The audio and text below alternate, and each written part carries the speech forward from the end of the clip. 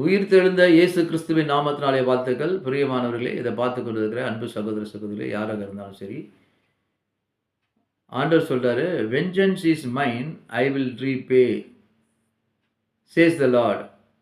ரோமர் 12:19 படிக்கும் பொழுது இப்படி அழகாக சொல்லியிருக்கிறது.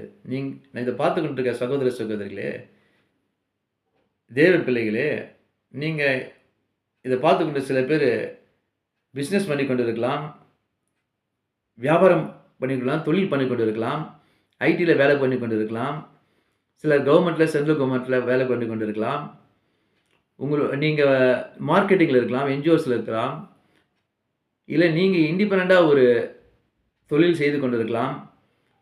அதில் உங்களுக்கு விரோதமாக சில பேர் எழுந்து நின்று உங்களுக்கு கெடுதல் பண்ணுறாங்க. அது யார் பண்ணுறாங்க தெரியுமா? என்னுடைய முதலாளியே பண்ணுறாரு. சிலவங்க சொல்லலாம், என்னுடைய ஹெட் ஆஃப் தி டிபார்ட்மெண்ட் எனக்கு விரோதமாக என்னை கலகம் பண்ணுறாரு, என்னை வேலை செய்ய விட மாட்டார். சிலவங்க என்னுடைய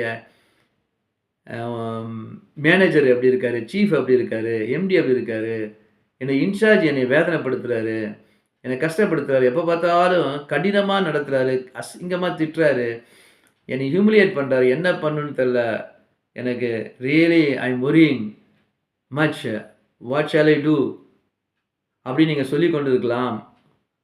one thing I can say, sisters and brothers, be patient, God will answer for it, God will repay for them in due time. ஏற்ற நேரத்தில், ஏற்ற காலத்தில் உங்களுக்காக ஆண்டவர் அவருக்கு பதில் சொல்வார்.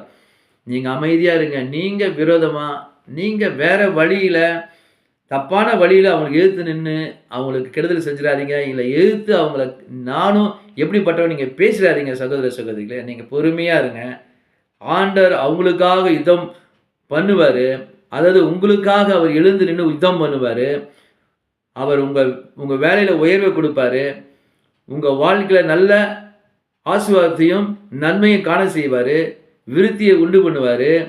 வழிவாசல்களை திறந்து கொடுப்பார். அடைக்கப்பட்ட கதவுகளை திறந்து உங்களுக்கு வேண்டிய நன்மைகளையும் ஆசீர்வாதத்தையும் பொக்கிஷங்களையும் உங்களுக்கு அவர் கொடுப்பார். ஆனால் நீங்கள் என்ன பண்ணுங்க? அமைதியாக இருங்க, ஜெபம் செய்யுங்க, ஆண்டவர்கிட்ட நீங்கள் பேசுங்க, சொல்லுங்கள். உங்களுக்கு விரோதமாக நிற்கிறவங்களுக்காக ஜெபம் பண்ணுங்க, அவங்கள நேசிங்க, அவங்களுக்காக நீங்கள் ஆண்டவர்கிட்ட சொல்லி ரெக்கமெண்ட் பண்ணுங்க. ஆண்டவரே, அவங்கள நீங்கள் ரட்சிங்கப்பா, அவங்களுக்கு தெரியாமல் பண்ணுறாங்க, நான் தேவ பிள்ளை, உங்கள் பிள்ளை இல்லைப்பா, நான் விட்டு கொடுக்குறேன், மன்னிக்கிறேன்னு சொல்லுங்கள். ஆண்டவர் சந்தோஷப்படுவார்.